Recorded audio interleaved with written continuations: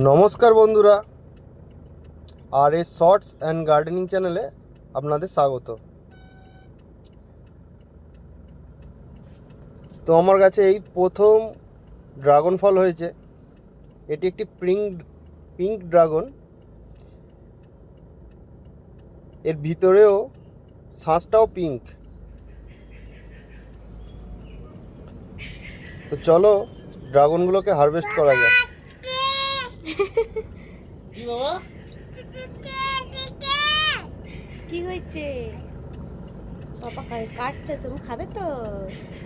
তুমি খাবে তো? ধরো।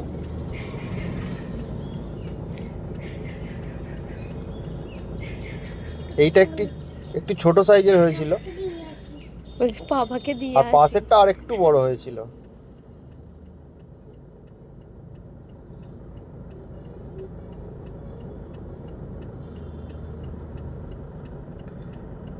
এই গাছটি লাগানো আমার